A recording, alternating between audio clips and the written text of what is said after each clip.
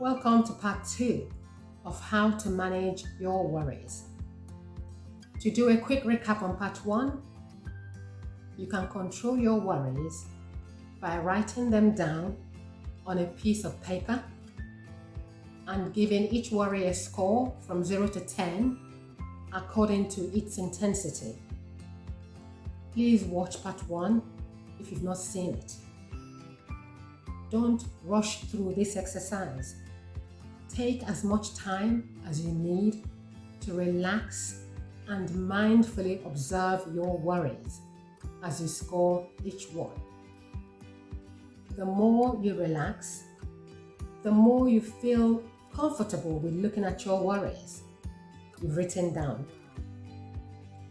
The more comfortable you get, the more likely it is that you will put a lower number or score next to your worries.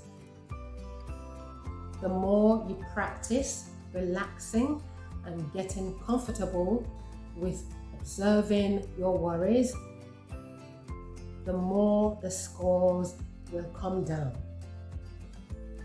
Have a look at your worries the next day or two to check if the intensity of your worries has dropped. Each time your score drops, say from 8 to 7, celebrate your accomplishment. The next step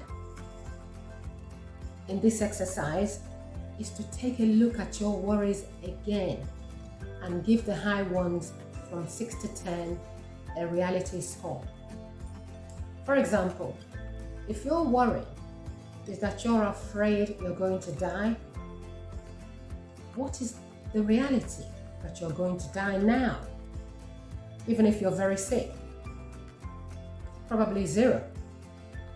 This will help you to see that your worry is a fear that something might happen in the future. Stay in a relaxed, mindful state and go through your list again. For the worries that are 2 or 3, cross them off. For the higher numbers, look at the words, repeat them to yourself over and over again. You'll find that if you repeat them to yourself several times, the words become meaningless. If the numbers remain high for some of your worries, put a star next to them. It's likely they are based on something real that you can observe and measure. Something that is true, not just to you, but to your friends, your family, or relatives. Maybe you're worried that your friend might get into trouble because they are hanging out with the wrong group. Or maybe you're worried that your mother or brother is very sick and in hospital. These are realistic worries, and all you can do is treat them like problems and make a list of the things you can do to help solve the problem. Of course, you will not be able to solve every problem that you worry about. And that's why part of your list will include: who can I ask for help or advice? Where can I go for support? What else can I do?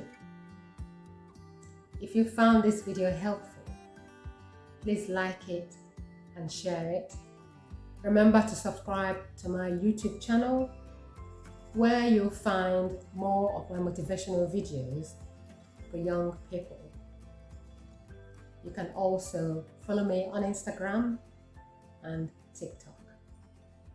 Take good care of you and see you next week.